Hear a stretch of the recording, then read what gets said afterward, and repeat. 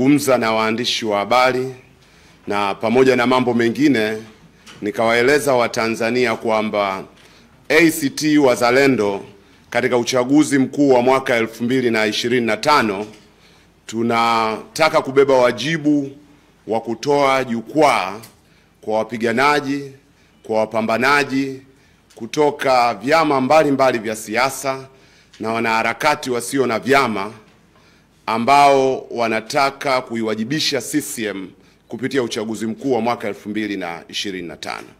Kwa hiyo nikatoa mkono wa ukaribisho kwa yeyote yule ambaye anataka kuiendeleza demokrasia kupitia uchaguzi aje ACT Wazalendo, kwa sababu hivi sasa nchini Tanzania kwa vyama ambavyo vimejipambanua kushiriki uchaguzi mkuu wa mwaka 2025 hakuna chama makini zaidi ya ACT Wazalendo.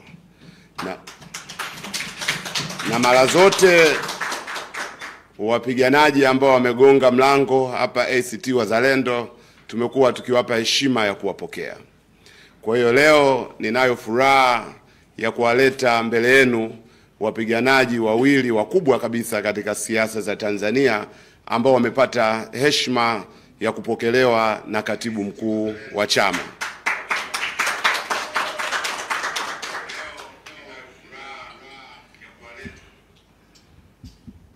Kwa hiyo naomba nichukue fursa hii kuwatambulisha. Kama mnavyowaona tunao wapiganaji wawili hapa, na kwa wafuatiliaji wa mambo bila shaka wanafahamika. Tunaye ndugu yetu Emmanuel Mtobi, yeye mpaka hivi sasa ni kada mwandamizi wa Chama cha Demokrasia na Maendeleo, na kwa wale wanaofuatilia siasa za Tanzania amewahi kufikia nafasi ya mwenyekiti wa Chadema mkoa wa Shinyanga. Lakini pia amekuwa mpambanaji wa mstari wa mbele kuipigania na kuitetea Chadema kuhakikisha kwamba inatimiza malengo yake ya kisiasa. Ameniandikia barua rasmi jana akisema kwamba anayo nia ya kujiunga na chama cha ACT Wazalendo, na sisi bila kuchelewa leo tunamkaribisha ACT Wazalendo. Wa pili anaitwa ndugu Glory Tausi, na yeye ni kada mwandamizi, na niseme hili kwamba mambo mengi yanayotokea katika vyama vya siasa huwa yanapikwa, huwa yanaandaliwa. Kwa bahati mbaya Watanzania wanapata nafasi ya kufahamu yale yanayoonekana bayana hadharani, hawajui juu ya wapishi wa mambo. Kwetu sisi, na nilisema katika mazungumzo yangu huko nyuma, tunaofuatilia nini kinaendelea katika vyama mbalimbali na kuwafahamu wapishi wa mambo. Tunamfahamu Glory Tausi kama moja ya wapishi muhimu wa mipango ya mageuzi ya kidijitali katika Chama cha Demokrasia na Maendeleo. Amefanya mchango mkubwa katika programu ya Chadema Digital, na yeye pia aliwasiliana na ofisi ya katibu mkuu ya ACT Wazalendo jana akieleza kwamba anataka kujiunga na chama cha ACT Wazalendo. Bila kulaza damu, leo tunamkaribisha katika chama cha ACT Wazalendo. Nitumie fursa hii pia kuwatangazia wapambanaji wengine. Kama nilivyosema kabla, hakuna jukwaa kwa mtu yeyote anayetaka mapambano ya kweli katika vyama ambavyo vimetangaza kushiriki uchaguzi mkuu wa mwaka 2025 zaidi ya ACT Wazalendo. Kwa hiyo ninatangaza tena ukaribisho kwa wapiganaji wote. Na sisi kwetu huu ni mwaka wa kazi. Ni mwaka wa kukiwajibisha Chama cha Mapinduzi. Kama tulivyosema, tunajipanga kuzuia mbinu zote chafu za CCM na dola kuhakikisha kwamba tunashinda uchaguzi huu wa mwaka 2025. Kwa hiyo tunawakaribisha sana, na ukija upesi ni kazi. Na bahati nzuri hawa tunaowasajili hivi sasa ni watu wa kazi. Kwa hiyo tuwakaribishe kwa makofi mengi sana. Kwa hiyo tutafanya mambo mawili hapa. La kwanza, tutawakabidhi kadi zao kwa sababu wamekwisha sajiliwa, lakini pia tutawakabidhi katiba za chama ili wafahamu miongozo, sera, taratibu na mienendo katika chama cha ACT Wazalendo. Lakini kwa vile leo ni siku yao, pia tutawapa nafasi ya kuzungumza na Watanzania hapa, waeleze kwa nini wamejiunga na chama cha ACT Wazalendo. Sasa tumeshauriwa kwamba tutakabidhiana hapa, na sauti yangu yule mwenye kadi wapige picha. Tuko eneo sahihi hapa, ni sahihi. Nipatie mmoja mmoja mhusika. Taanza na Mtobi, jamaa yangu huyu bwana. Hii kadi inaitwa kadi ya Maalim Seif.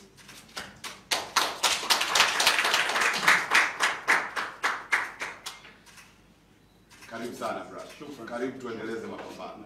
Karibu sana. Nashukuru. Asante sana. Asante sana.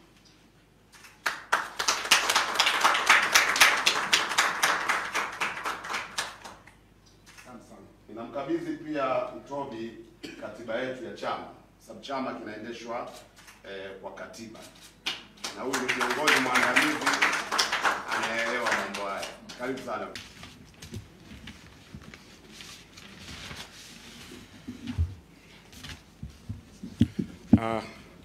Awali ya yote tunamshukuru sana Mwenyezi Mungu kwa kuweza kutukutanisha wote mahali hapa tukiwa wazima.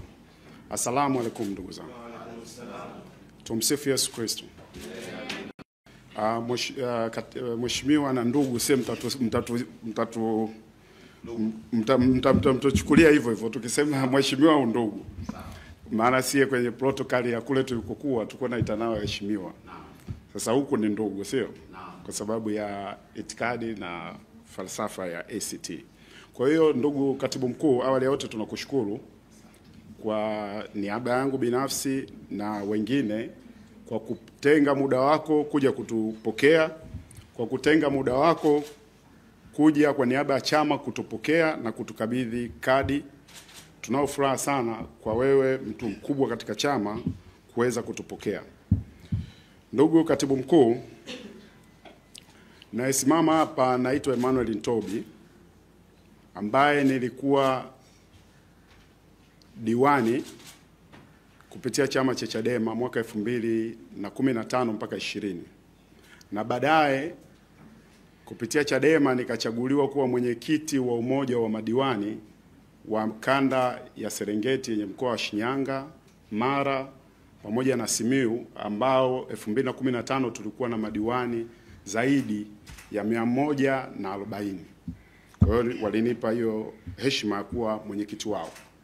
Lakini pia 2019 nilichaguliwa kuwa mwenyekiti wa Chadema mkoa wa Shinyanga kwa awamu ya kwanza, nikamaliza awamu yangu ambayo 2019 mpaka 2024, lakini nikachaguliwa tena kwa awamu nyingine ambayo mpaka muda huu nilikuwa mwenyekiti wa Chadema na nikapata msukosuko wa kusimamishwa, lakini rufaa yangu tunapoongea ipo mezani. Mheshimiwa katibu mkuu, niruhusu niongee machache ya kwa nini naamua kuachana na chama cha zamani, kwa sababu nina mambo mawili. La kwanza nimetumia haki yangu ya kikatiba kwa mujibu wa katiba ya Chadema, ile sura ibara ya 543 inasema mwanachama yote anaweza kujiondoa kwa hiari yake mwenyewe na kuacha. Hivyo mimi kuanzia kutoka jana nimeandika barua kwa katibu mkuu wa Chadema ya kuondoka katika chama hicho rasmi. Manake katiba yetu inataka tufanye kwa maandishi. Kwa hiyo katibu mkuu wa Chadema nimeshamtumia, na nakala yake imekwenda kwa katibu wa kanda, imekwenda kwa katibu wangu wa mkoa wa zamani iliyokuwa, pamoja na katibu wa tawi langu. Lakini pia Mheshimiwa katibu mkuu, nimekuletea kwako ofisini kwako tena barua hii hapa ya kuomba nijiunge na ACT Wazalendo. Na naposimama hapa nina furaha kwa sababu mpaka sasa nimeshakwisha kukabidhiwa kadi. Kwa hiyo ni mwanachama halali kabisa wa ACT Wazalendo. Na niwashukuru ndugu viongozi wote mliokuja hapa katika ukumbi huu kuja kutupokea. Kwa kweli tumefarijika na tunaamini tumebadilisha tu aina ya basi nende nikaongee masuala ya Shinyanga. Zitto amekuwa mbele sana, mtaona rekodi zake ya Shinyanga. Zitto amekuwa mbele sana, mtaona rekodi zake akiongea kuhusu mgodi wa almasi wa Mwadui, akiongea kuhusu pamba, kuhusu mifugo, kuhusu Wasukuma na jamii yetu ya watu wa Shinyanga. Kwa kweli ni mtu ambaye alinivutia na kwenda kuanza kugombea.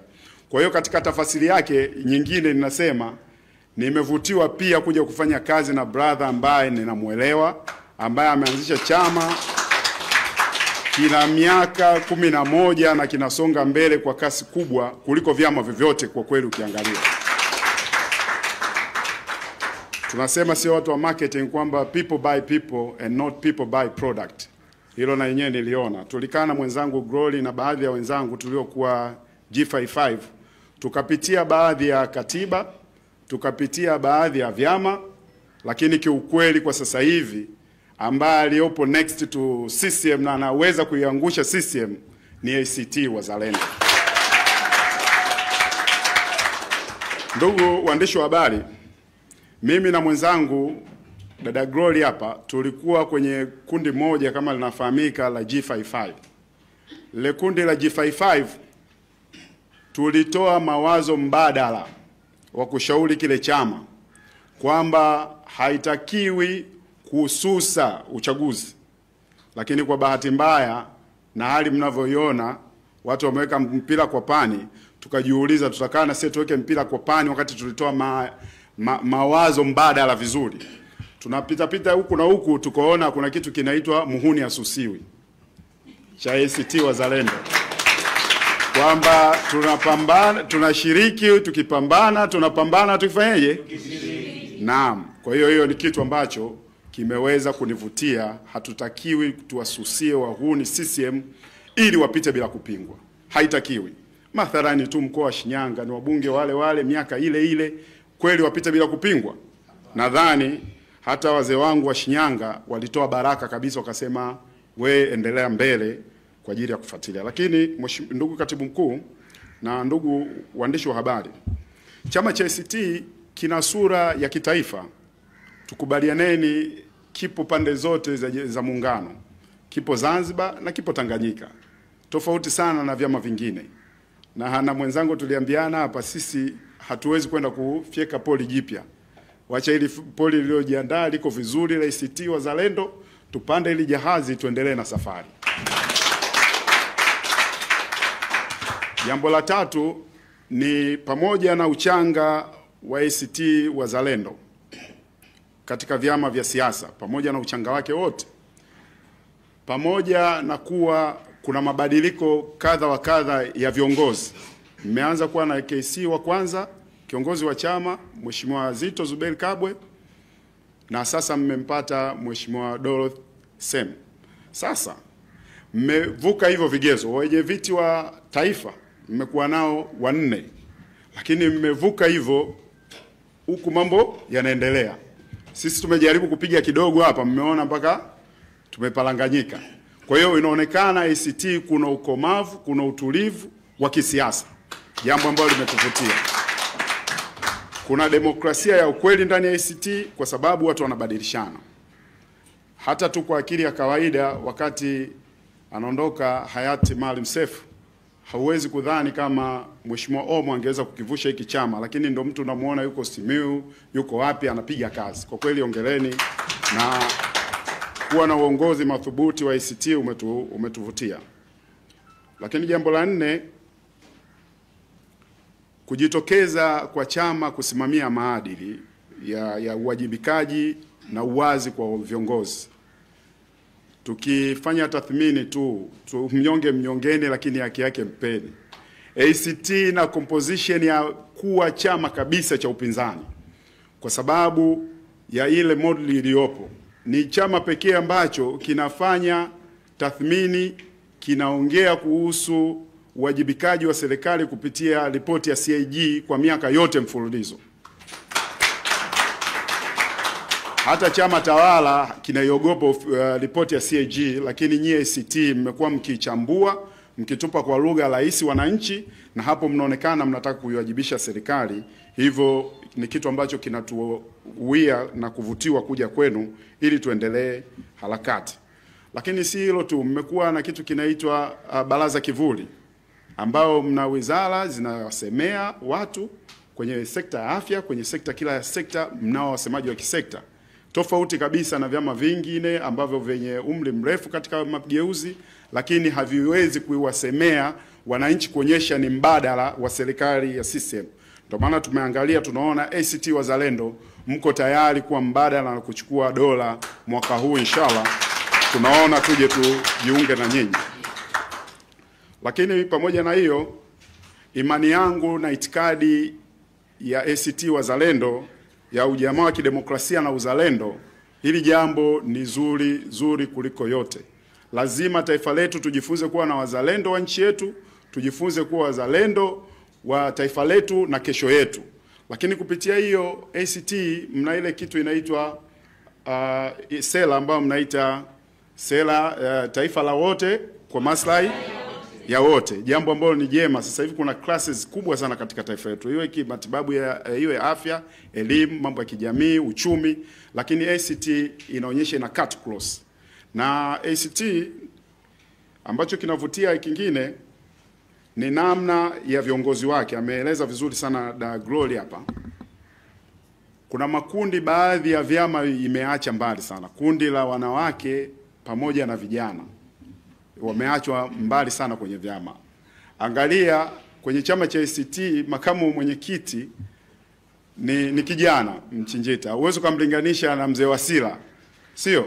Yule anayesema bodi, mtu ambaye alitakiwa amestaafu lakini bado ameshikilia kiti over 8 years, bado yupo pale, ni makamu wa chama. Lakini angalia ACT, kijana mdogo tu, nadhani anaweza kuwa ni katibu mkuu mdogo kuliko vyama vyote, ndugu Ado, na amepewa dhamana kubwa. Kwa maana hiyo nyie ACT iko tayari kuonyesha vijana ni taifa la leo na si taifa la kesho. Kwa hiyo hii kitu inatufurahisha. Nikaona nije kwa vijana wenzangu wapambanaji. Hata ukiangalia tu muundo wa ngome ya vijana, maswala ngome ya vijana inavyoongelea ukosefu wa ajira, tofauti na ngome au mabaraza mengine ya vijana katika vyama vingine. Mtakubaliana na mimi, angalieni vijana wanaongea maswala yapi, vijana wa UVCCM. Angalieni vijana na wa vyama vingine. Mtakuja kubadilika, kumbe tatizo la ajira linaongelewa vizuri sana na wadogo zangu kina Abdul Nondo wanakaa wanafanya makongamano. Kwa nini usiunge gari au msafara wa namna hii kama kweli wewe mpenda haki na mabadiliko katika taifa letu? Hiyo ndo sababu nimeweza kuwa hapa. Ndugu katibu mkuu, nisiwachoshe, namalizia. Haya makundi maalum ambayo ndo watu walioko huko, tunaenda kwenye mapigano ambayo mnayo ya harakati za kuleta mabadiliko chanya nchini. Ukiangalia mna organization. Kabla hapa tuliangalia vitu vingi sana, tuliangalia katiba, mfumo na organization. Hapa mimi ninavyoongea hadi kule Shinyanga kuna viongozi kwenye kila kata, kitu ambacho mwanzo mimi nilikuwa sijui. Wakati sipo ACT au na uwiwa wa kufuatilia ACT, sikujua kama ACT ni chama kikubwa ambacho kina mtandao mkubwa namna hiyo nchini. Kwa hiyo tumeona na nimeona ni vema tarehe ya leo nije rasmi mbele ya Tanzania, mbele ya rafiki zangu, ndugu na jamaa, kuwajulisha ninajiunga na chama cha ACT Wazalendo. Na mimi ninaamini kabisa muhuni asusiwi, tutashiriki na kupambana naye huku tunachuana. Nashukuru sana Mheshimiwa Katibu Mkuu kwa kutupokea. Asanteni sana ndugu viongozi. Nashukuru sana. Sasa mmewasikia au sio? Na mnaona uwezo wao au sio? Dalili ya kwamba kumekucha au sio? Ndio. Maswali, waandishi. Kama kuna mtu ana swali tutawaruhusu ikiwa nimeketi. Nani ana swali? Kama hakuna maswali tusonge mbele. Nani anataka kuuliza swali? Waandishi. Karibu, utataja jina lako na chombo chako. Na utatuambia swali lako unalielekeza kwa nani ama wote. Naam, karibu. Asante. Kwa majina naitwa Alex Panel, natokea Watetezi TV. Na maswali mawili. La kwanza kwa dada za Tobi, amezungumzia kuhusiana kwamba kuna demokrasia ya kweli kwa sababu watu wanabadilishana. Nataka nimuulize swali moja kwamba je, ndani ya Chadema uko na uongozi wa kubadilishana? Lakini pia sister hapa amezungumzia kuhusiana na swala la haki za wanawake ndani ya chama cha ACT Wazalendo. Lakini pia nataka nimuulize maswali. Tumekuwa tukishuhudia na tunaendelea pia kushuhudia ndani ya chama cha demokrasia na maendeleo Chadema, ambacho kilikuwa ni chama chako awali, kikiwapa nafasi kubwa na sehemu kubwa ndani ya Chadema wanawake, na hadi sasa wanawake wanaendelea kuwa sehemu ya uongozi wa chama cha demokrasia na maendeleo Chadema. Kwa nini useme hivyo wakati hata ndani ya Chadema pia kulikuwa na wanawake ambao walipewa nafasi kubwa hasa ndani ya chama hicho? Lakini swali lingine la mwisho kwa Dazantobi ni kuhusiana na swala lake la kuondoka ndani ya Chadema na kujiunga ndani ya chama cha ACT Wazalendo.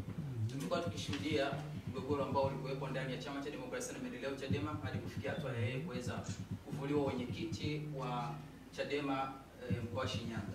Je, ndani ya chama cha ACT Wazalendo, in case kama ikitokea kuna mgogoro, unaweza pia kuondoka ndani ya chama hicho kwa sababu viongozi na uongozi mzima wa chama cha ACT Wazalendo hawatakuwa na maelewano mazuri?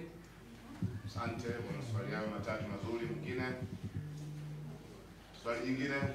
Yameisha? Sawa. Nadhani wameelewa sana. Kwa hiyo tutaanza na kama tulivyoanza na Glory.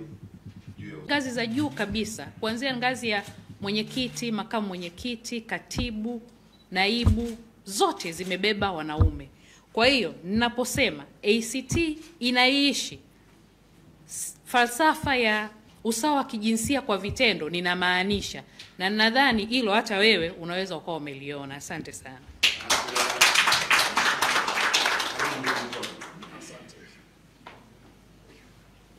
Asante sana ndugu katibu mkuu na mwandishi wa habari. Nadhani nimeulizwa maswali mawili. Awali, je, nilikotoka kuna demokrasia? Maana nimekuja kusifia ACT kuna demokrasia. Lakini la pili, nikipata msukosuko kama ule nilopata kule, je, nitahama tena? Ndio maswali mawili nadhani yako hivyo. Swali la kwanza, ifahamike tu. Ifahamike ACT imebadilisha wenye viti wake wa taifa 4. Si unaelewa? 4. Kidemokrasia uipimi tu kwamba alitoka mtu akaingia mwingine, hiyo sio demokrasia. Angalia baada ya hayo matokeo, mtikisiko upo. Ndio maana nimesema ACT pamoja na uchanga wake wote hawajatikisika wanapobadilisha kiongozi wa chama. Kiongozi awe kiongozi mkuu wa chama, awe mwenyekiti wa chama, awe katibu mkuu, hawajatikisika. Wamekuwa imara, consistency, na mambo yanaenda. Ni juzi tu wamefanya uchaguzi, hakuna mtikisiko kama uliotokea Chadema. Chadema umetokea mtikisiko, lakini kwa kuwa nataka niliongelee na hilo la pili ambalo obvious ndio linajibu ila kwanza, mie pamoja na kusimamishwa kwangu ndo kuonyesha kabisa demokrasia haikuwepo. Maana nilikuwa natoa maoni yangu nikakabwa kwenye kona haraka bila hata kusikilizwa. Sikusikilizwa ninavyoongea. Bahati mbaya sana nimewasiliana katibu mkuu kuhusu rufani yangu toka tarehe 9 Januari. Nimekata rufaa yangu, haijasikilizwa. Katibu mkuu akawa ananiahidi kesho kutwa mpaka sasa hivi. Na wiki moja nyuma mimi nimetoka kuwasiliana katibu mkuu kuhusu hili jambo langu la rufaa, lakini hawajasikiliza.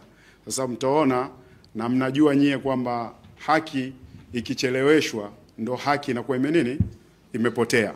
Kwa ile haki mimi ilishapotea, nikaona hapa hakuna sehemu ya haki, wacha nitafute jukwaa lenye haki vizuri. Naamini ACT Wazalendo wana utaratibu wao mzuri tu wa kuweza kuhandle matatizo kama hayo, ambao kimsingi nadhani watakuwa namaliza vizuri, na ndio maana miaka 11 wanaonekana wanazidi kukua. Paka wanapata sie tunazidi kuwavutiwa. Na nikwambie tu, kuna wanachama wa vyama vingine vingi na kutoka Chadema wengi watakuja ACT baada ya sisi kuingia hapa. Na Shinyanga huko mafuriko watapokea. Mheshimiwa Katibu Mkuu, utapokea sana wageni wapya ambao wanafurahishwa na ACT namna mnavyoendesha chama.